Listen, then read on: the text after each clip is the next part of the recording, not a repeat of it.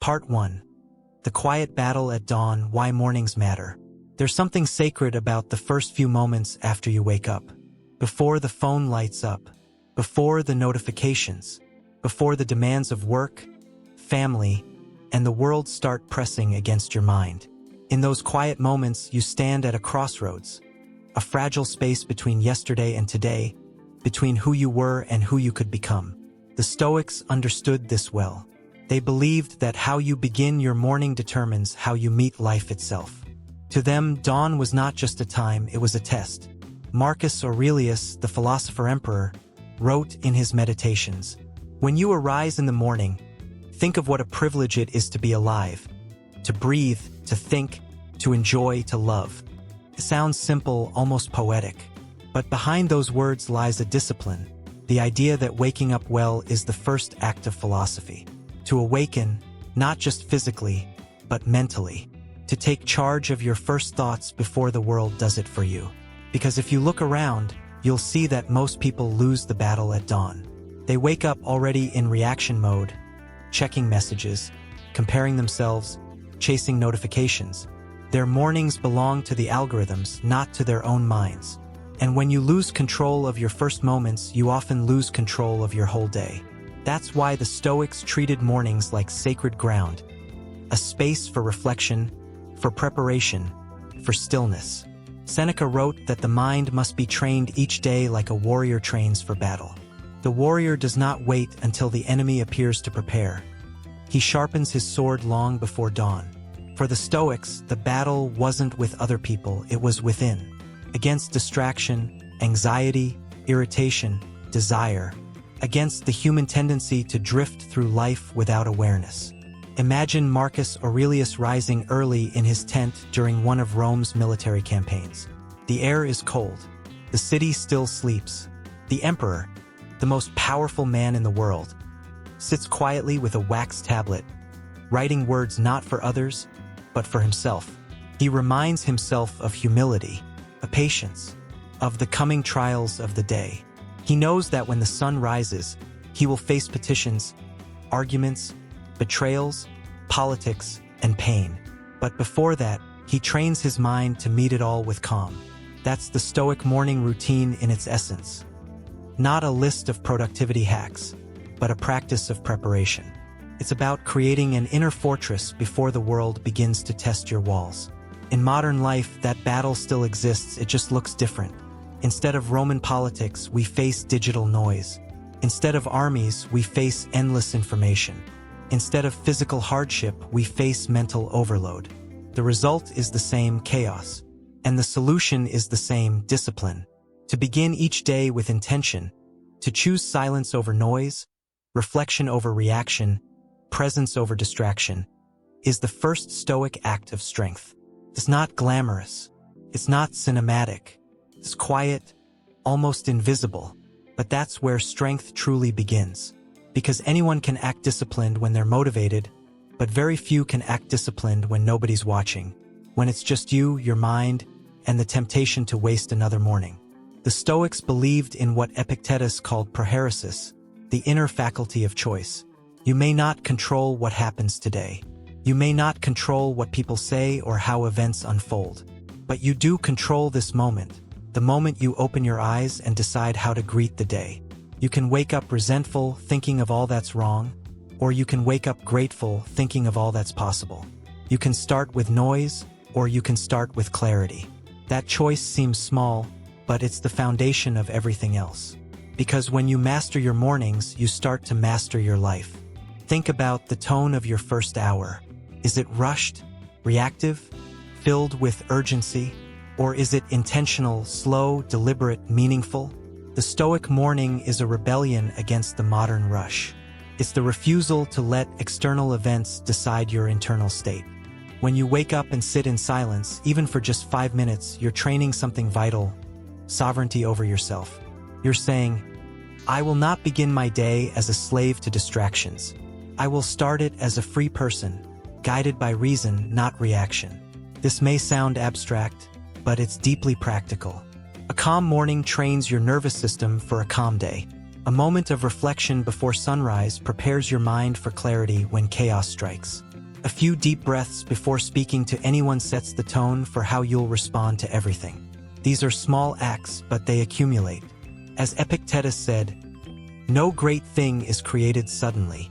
Strength, peace, wisdom, they're all built one morning at a time."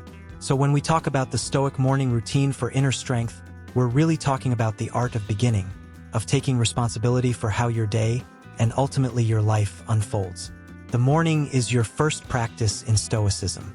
It's the daily opportunity to remember that your peace depends not on events, but on your perspective. And that is the foundation of inner strength.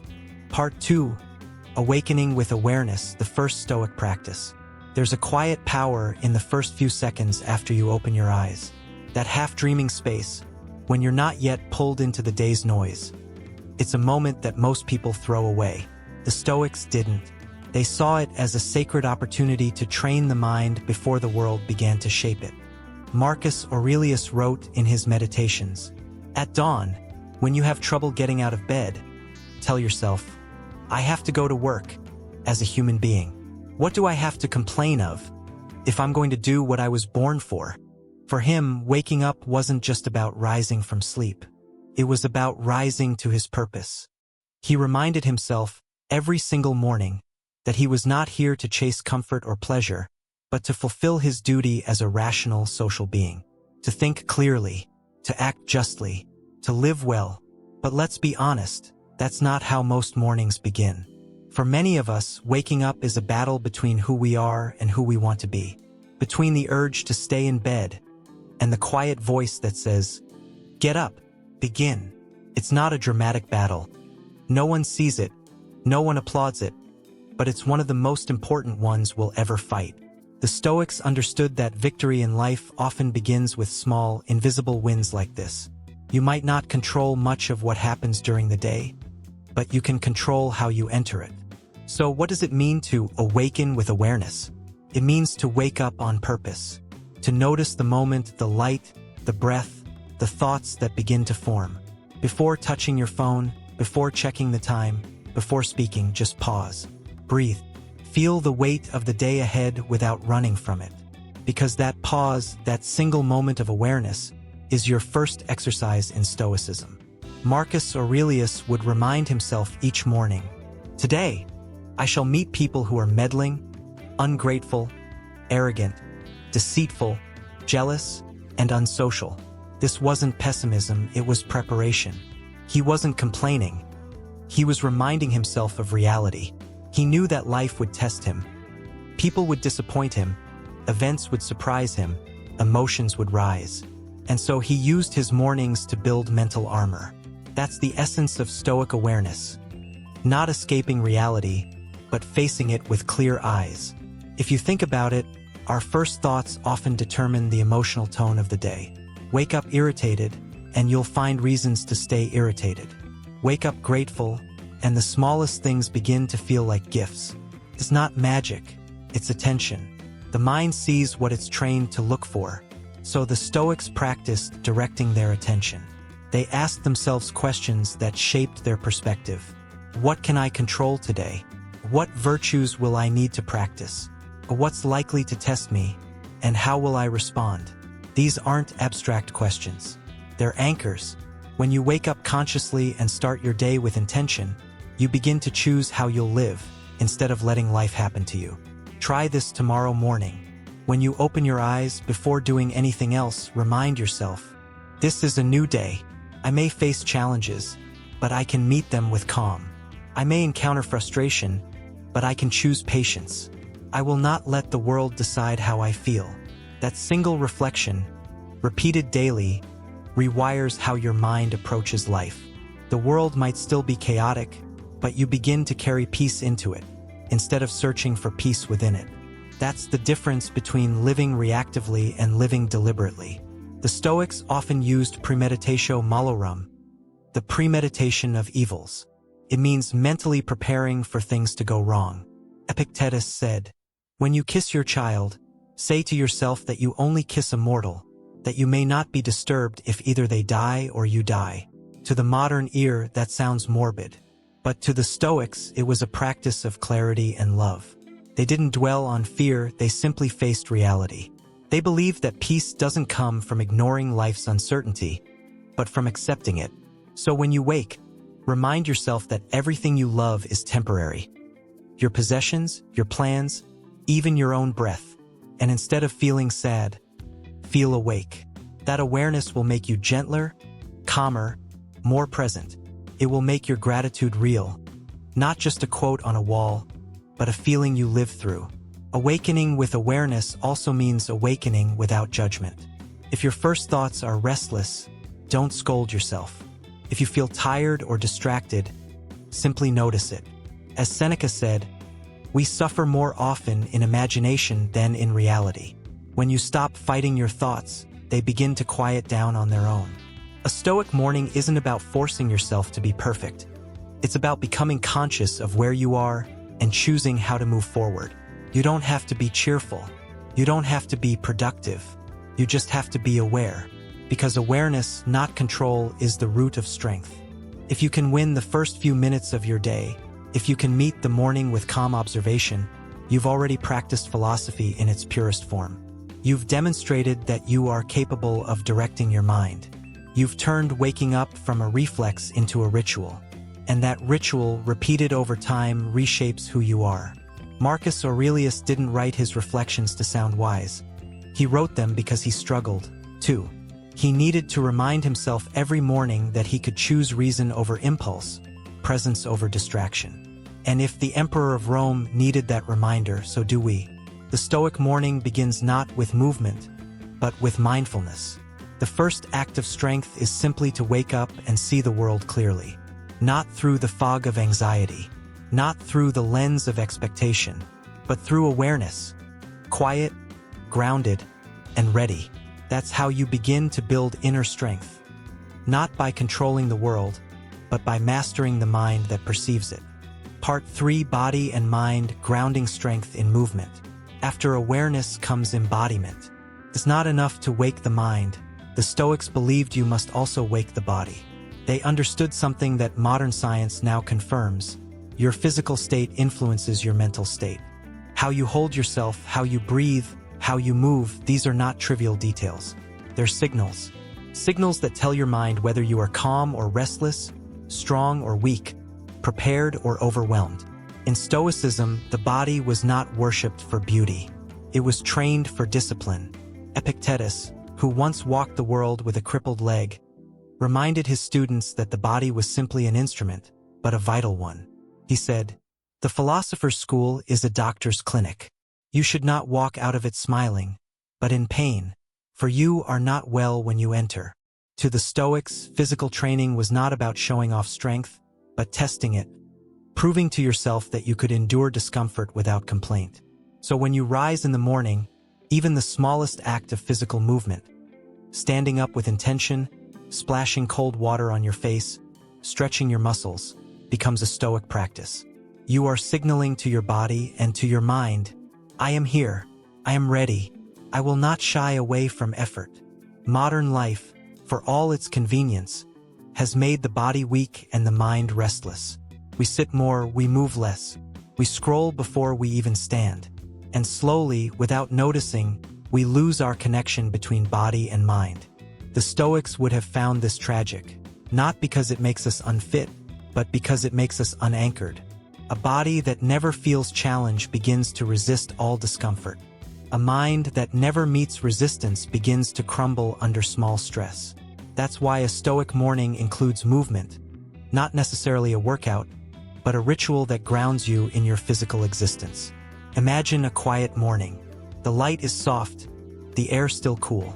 You step outside, barefoot, and feel the ground beneath your feet. You stretch not to look good, but to awaken yourself, to reconnect your mind with the living, breathing, moving thing that carries it. Maybe you walk. Maybe you do a few push-ups or deep breaths. Maybe you simply stand in silence and feel your lungs fill with air. These are small things, but they matter, because every time you practice physical awareness, you remind yourself that you are part of nature. You remind yourself that you're not a floating mind lost in thought. You're a living being among other living things.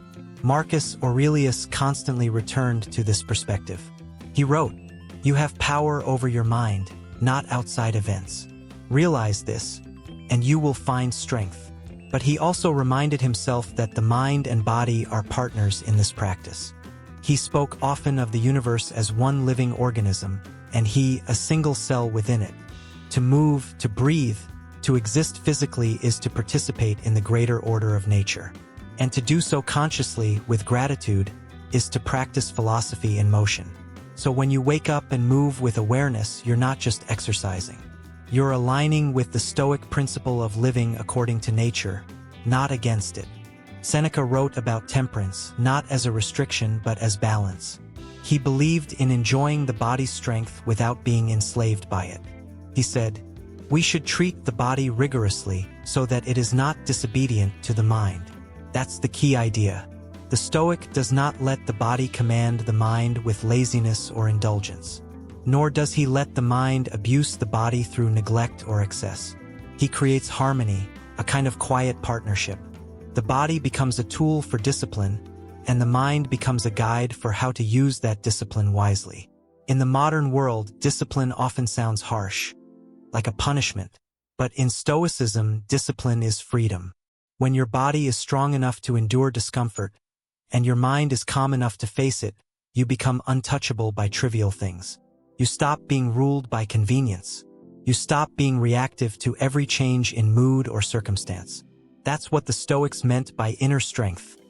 Not hardness, but resilience. And the path to that strength begins with small, daily acts of effort.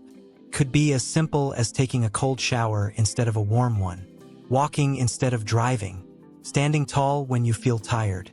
You're not proving anything to anyone. You're reminding yourself that you can. Epictetus often spoke of life as a kind of training. He compared philosophy to an athlete's preparation, not for competition but for life itself. He said, "Difficulties show what men are." So the Stoic morning routine is not about comfort or ease. It's about readiness. When you move your body, you are rehearsing for the challenges of the day, for the discomforts that are inevitable, for the moments when you'll need calm strength instead of panic. Each push-up, each breath, each step becomes a small rehearsal for resilience. The ancient Stoics admired the Spartans, not for their aggression, but for their self-control. They valued endurance, the ability to withstand cold, hunger, fatigue as moral virtues. Why? Because they believed that a person who can endure physical hardship calmly is better prepared to endure emotional hardship wisely. So when you train the body, you are training the soul. When you control your physical impulses, you are shaping your moral ones. A mind that has learned to move through physical discomfort without complaint becomes more capable of handling life's psychological storms. In the end, this isn't about routines or habits. It's about cultivating presence.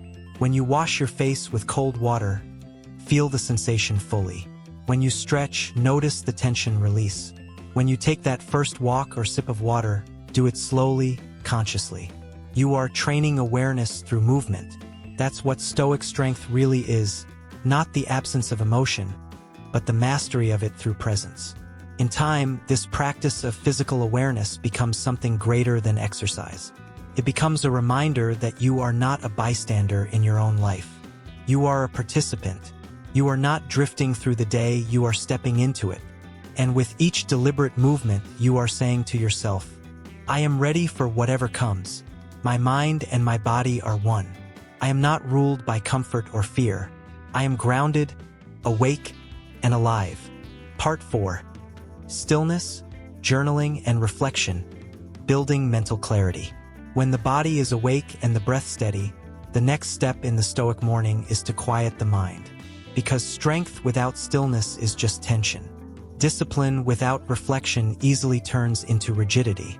The Stoics understood that the real battle of the day happens not in the outside world, but inside, in the mind's ceaseless chatter, its quick reactions, its fragile ego. To meet life with calmness, one must first meet the self. And the best time to do that is in the morning, before the world begins to speak. 1. The art of morning silence. Marcus Aurelius would often rise before dawn to sit in silence and write, not for others but for himself. He used that time to remember who he wanted to be, and to examine his own thoughts.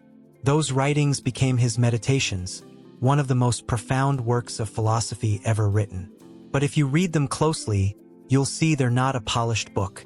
They're private notes, reminders, arguments with himself. He was practicing philosophical journaling, a daily reflection to prepare his mind for the day's challenges. He didn't write to sound wise. He wrote to stay wise. In a world like ours, flooded with information, noise, and speed, we rarely give ourselves permission to be quiet. We wake up and immediately absorb what others think, what others feel, what others want from us. And slowly, without noticing, we lose track of our own thoughts. Morning stillness reverses that. To sit for even 5 minutes without input, no phone, no sound, no distraction, is to reclaim sovereignty over your mind. You don't need incense or mantras. You don't need perfect posture. You just need silence and attention. Sit, breathe, and observe. Notice how your thoughts begin to drift toward the past, the to-do list, the anxieties ahead, and then gently bring them back. That's all Stoic meditation really is, a training in awareness. It's not about stopping thoughts. It's about watching them without judgment, without being pulled away by every impulse. Seneca said, "It is not that we have a short time to live, but that we waste much of it." Morning silence is how we stop wasting it.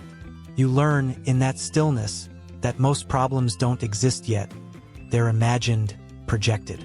You learn that you can observe your own mind without being ruled by it. That realization is where freedom begins. Journaling as a Stoic tool. After silence comes reflection, journaling, writing, or simply thinking in structured questions. Seneca used to review his days at night, but you can adapt this practice to the morning. Ask yourself, what will I face today?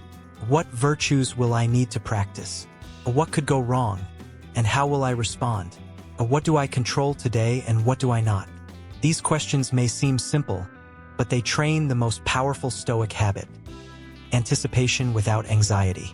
When you think through potential challenges calmly, you remove their power to surprise or overwhelm you. You become proactive instead of reactive. Try this small exercise. Take a piece of paper or a notebook.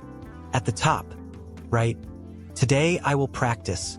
Then fill in one word: patience, courage, honesty, calm, focus. Beneath it, write one potential challenge, something that could test that virtue. For example, today I will practice patience. I may deal with a difficult coworker or a long wait. I will remember that losing my temper solves nothing. That's Stoicism in action. Philosophy translated into behavior. You're not writing to sound enlightened. You're writing to train intention. Over time, this journaling becomes like a compass. It doesn't tell you exactly what will happen, but it reminds you how to navigate whatever does. Marcus Aurelius did this daily. He wrote to remind himself that life is short, that anger is useless, that reason and kindness are always choices. His words were not for anyone else's approval, they were for alignment. And that's what your morning reflections should be: a return to alignment. 3. The role of gratitude and acceptance. After reflection, take a moment to practice gratitude. Not the shallow, performative kind, but quiet appreciation. You woke up. You can breathe. You have work to do, people to meet, chances to try again. Marcus wrote, "When you arise in the morning, think of what a privilege it is to be alive." Gratitude shifts your focus from what's missing to what's present. And when you start your day from that perspective, even challenges feel lighter. But Stoic gratitude is not blind optimism. It's paired with acceptance. You are grateful not because everything is easy, but because everything is yours to face. You don't ask for a perfect day. You ask for the strength to meet an imperfect one with wisdom. For stillness as armor. Epictetus reminded his students constantly, "It's not what happens to you, but how you react to it that matters." The point of morning reflection is to build that space between event and reaction, the mental pause where choice lives. Stillness trains that pause. When you can sit calmly in the morning, with thoughts swirling, with emotions rising, you're rehearsing for the moments later in the day when life will test you. A harsh word, a delay, a setback, they won't pull you off balance as easily. because you've already practiced returning to calm. That's why stillness isn't weakness. It's preparation. It's the mental equivalent of armor, invisible but unbreakable. Over time, these simple practices, silence, journaling, reflection, begin to transform how you experience the world. You start to notice your thoughts more clearly. You begin to speak slower, listen deeper. You stop chasing peace and begin carrying it. And eventually, your mornings no longer feel like something to rush through, but something sacred, a quiet conversation with your own soul. When the Stoics spoke of virtue, they didn't mean moral superiority. They meant excellence of character, the ability to live in alignment with reason, nature, and integrity. That kind of excellence is not built in grand moments. It's built in mornings like this, in the silent choices, the patient breaths, the written reminders to stay calm. Every reflection, every small act of awareness, strengthens your foundation. And from that foundation, you begin to move through the world with quiet confidence. Not because you have control over everything, but because you no longer need to. Part 5. Living with intention, carrying Stoic strength into the day. The Stoic morning doesn't end with stillness. It ends with movement, purposeful movement. The point of reflection, journaling, and preparation isn't to stay in the comfort of calm. It's to enter the day fully awake, grounded, and ready to meet life as it is. Marcus Aurelius wrote, "When you arise in the morning, remind yourself that you will meet with interference, ingratitude, arrogance, deceit, jealousy, and selfishness. All of them due to the ignorance of good and evil." That may sound pessimistic at first, but it's not. It's realistic compassion. He wasn't saying, expect the worst. He was saying, expect life. People will be as they are. Circumstances will shift. Emotions will rise and fall. And still, you can choose your response. 1. The power of intention. Before you begin your day, before opening your phone, before diving into your tasks, pause for one last moment. Ask yourself, who do I want to be today? How do I want to show up? Not what do I have to do, but who will I be while I do it? That's the essence of Stoic intention. Every day gives you a stage to practice virtue, not perfection, but progress. You may fail, you may forget, you may get angry or distracted, but each new morning gives you another chance to return to center. This is why the Stoics were both humble and hopeful. They understood that philosophy is not a finish line. It's a daily practice, a way of walking through the world with awareness. 2. Translating stillness into action. When you've finished your reflection, it's time to rise. Not hurriedly, but deliberately. Move with purpose. Eat with awareness. Speak with intention. Even the smallest actions can become training in Stoic presence. Pour your coffee slowly. Feel the warmth of the cup. Listen to the sound of morning, the distant hum of traffic, the birds, the quiet rhythm of the world coming alive. This is what the Stoics called living according to nature, not escaping life, but being deeply present within it. You begin to see that every moment is an opportunity to practice the virtues you've reflected on. Patience when the bus is late, kindness when someone is rude, temperance when you crave excess, courage when you face uncertainty. 3. Turning routine into ritual. Modern culture often celebrates routines for productivity. Wake up early, exercise, journal, optimize. But the Stoic morning is not about optimization. It's about orientation. You're not trying to control time. You're trying to align your soul. Routines become powerful only when they are filled with meaning, when you understand why you're doing them. When you meditate, you're not escaping the world. You're strengthening your awareness. When you write, you're not performing, you're clarifying your values. When you breathe deeply, you're not relaxing. You're remembering that peace is a choice. Each small act becomes a ritual of remembrance, a way to reconnect with your principles before the chaos of the day begins. For facing the world without losing yourself. The Stoics often compared life to being an actor in a play written by nature. Epictetus said, "Remember that you are an actor in a play, the character of which the playwright chooses. If he wants it short, it is short. If long, it is long. If he wants you to play a beggar, act that part well. Your role might change from day to day: parent, worker, student, friend, creator. You don't control the script, but you control how well you play your part. That is the essence of Stoic freedom, the ability to act with virtue no matter what happens. When you carry that mindset into your morning, external events lose their power to disturb you. Traffic isn't an enemy. It's a chance to practice patience. Criticism isn't humiliation. It's a mirror for self-understanding. Failure isn't defeat. It's a test of endurance and humility. Everything becomes a teacher if you stay awake enough to learn. 5 moments of return. Even with the best intentions, the world will shake you. You'll forget your morning calm. You'll react, get frustrated, or drift back into distraction. That's normal. The Stoics never claimed to be perfect, only practitioners. When you lose your center, the solution is simple: return. Take a breath. Remember your morning.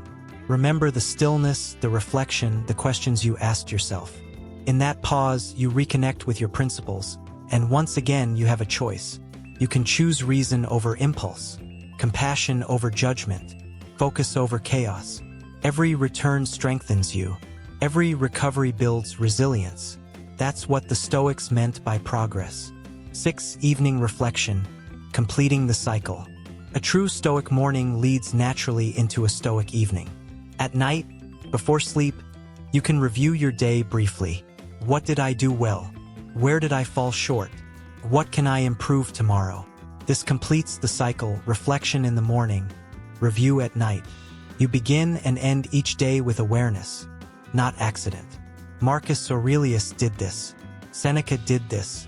Epictetus taught this. And through these simple, consistent acts, they built inner strength that no empire, no exile, no illness could destroy. That's the same strength you're cultivating now. 7. A life aligned with wisdom. Over time, these small practices accumulate. Your mornings shape your mindset. Your mindset shapes your actions. Your actions shape your life. The Stoic morning routine isn't just about starting the day well. It's about living well. It reminds you that peace is not found by running from the world, but by learning to move through it with understanding. That discipline doesn't mean suppression. It means direction. That strength isn't about being unbreakable. It's about remaining steady through the breaking. And that every sunrise is both a beginning and a lesson. You can't control the light, but you can control how you greet it. 8. Final reflection. So tomorrow morning, before the rush, before the noise, wake a little earlier. Sit in silence. Breathe. Write a few lines to yourself. Step outside and feel the air on your face. Then quietly say, "Today, I will practice being the person I admire." That is enough. Because if you repeat that practice every morning, with honesty, patience, and courage, you will, without realizing it, become the person you admire. Not by chasing strength, but by living it. Not by escaping life, but by embracing it as it is. That's what Stoicism teaches. And that's what every morning gives you the chance to remember.